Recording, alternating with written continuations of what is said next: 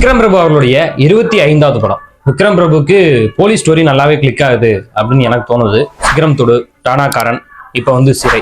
இந்த படத்துல ஒரு ஷாட்டு எனக்கு இன்னுமே கண்ணுக்குள்ளே இருக்கு அப்படின்னு சொல்லலாம். கோர்ட்ல இருந்து வெளியில வராரு கதாநாயகன். ஒரு சப்போர்ட்டிங் ரோல் இருக்கக்கூடிய 2 பேர் கதறி அழுகுறாங்க. அவங்க காதலர்கள். கதறி அழுததுக்கு அப்புறம் அணைச்சு அப்படியே வெளியே கூட்டிட்டு வராரு. அவர் சட்டப்புறம் பார்த்து அப்படியே ஈரமா இருக்கு, அந்த கண்ணீர் பட்டிருக்கு.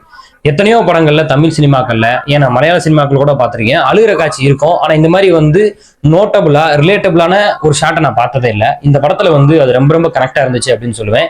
ஏன்னா அவ்வளவு யதார்த்த தன்மையோட இந்த படத்தை அணுகியிருந்தாங்க. ஏன் இந்த காட்சியை நான் குறிப்பிட்டு சொல்றேன் அப்படின்னா, இது மாதிரி சொல்லப்படுகிற பலவித உணர்வுகளை இந்த படத்துல பாத்தீங்கன்னா பேசியிருக்காங்க. மதம் சார்ந்த ஒரு உணர்வுகளை பத்தி பேசியிருக்காங்க, காதல் சார்ந்த ஒரு உணர்வுகளை பத்தி பேசியிருக்காங்க, அப்பா இல்லாத ஒரு பையனோட உணர்வை பத்தி பேசினாங்க. மோஸ்ட்லி போலீஸை மையமா வச்சு எடுக்கப்பட்ட படங்கள்ல ஒண்ணு போலீஸை புகழ்ந்து ஆகோகன்னு சொல்லுவாங்க. இல்ல இப்ப இந்த வெற்றிமாறன் அவர்கள் அந்த சாயலை மாத்திருக்காரு. போலீஸ்காரங்கன்னா அரசியல் அதிகாரத்துக்கு உட்பட்டு அவங்க அதிகாரத்தை துஷ்பிரயோகம் பண்ணுவாங்க. எளிய மக்கள் மீது அந்த அதிகாரத்தை கட்டவிழ்த்து விடுவாங்க அப்படின்ற ஒரு விஷயத்தை பின்பற்ற ரொம்ப ஓப்பன் அப்பா போல்டா பேசிட்டு இருந்தாரு.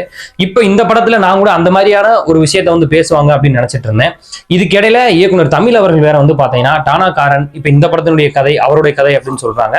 இந்த படங்கள் வாயிலாக என்ன பேசுறாங்க அப்படின்னா, இங்க சிஸ்டம்னு ஒண்ணு இருக்கு. அந்த சிஸ்டம் நல்லா இருக்கிற ஆளை கூட நல்லா இருக்க விடாது, அவங்க அப்படியே தான் இருப்பாங்க அப்படின்ற ஒரு விஷயத்த பேசக்கூடிய ஒரு போலீஸ் தான் இப்போ இருக்காங்க அப்படின்ற ஒரு பாயிண்ட் ஆஃப் வியூல சில கருத்துக்களை எடுத்து வச்சாங்க.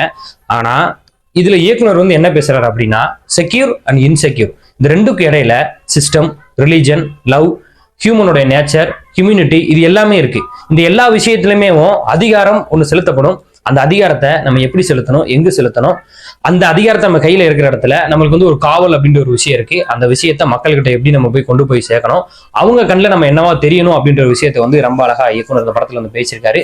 சைக்காலஜிக்கலா நம்மள நிறைய விஷயங்கள் இந்த படம் டீல் பண்ணுச்சு அப்படின்னு சொல்லலாம். விக்ரம் பிரபு அவருடைய பர்ஃபார்மன்ஸ் நல்லா இருந்துச்சு. படத்தில் நடிச்சிருந்த எல்லாருடைய பர்ஃபார்மன்ஸ் நல்லா இருந்துச்சு. எனக்கு குறிப்பா நம்ம ரமேஷ் அவர்களுடைய சீனு, பர்டிகுலர் அந்த சீன் 1 நிமிஷம் 1.5 நிமிஷம் தான் இருக்கும்னு நினைக்கிறேன். பின்னி எடுத்துட்டாப்ல அந்த சீனு பிரமாதமா இருந்துச்சு.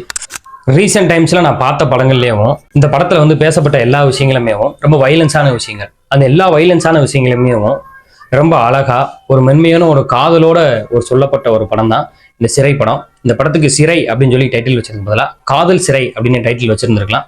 ஒருவேளை அவங்க யோசிச்சிருந்திருக்கலாம், டைட்டில் ரொம்ப பழசா இருக்கு, அதனால சிறை நல்லா இருக்கு அப்படின்னு சிறைன்னு வச்சுட்டாங்கன்னு எனக்கு தோணுது. தேட்டர்ல பாருங்க, கண்டிப்பா நீங்க தேட்டர்ல பாத்தீங்கன்னா உங்களை திருப்திப்படுத்தக்கூடிய ஒரு படமா மட்டும் இல்லாம ஒரு நல்ல ஒரு எமோஷனல் ரைடு கொண்ட ஒரு படமாவும் இருக்கும். நன்றி, வணக்கம்.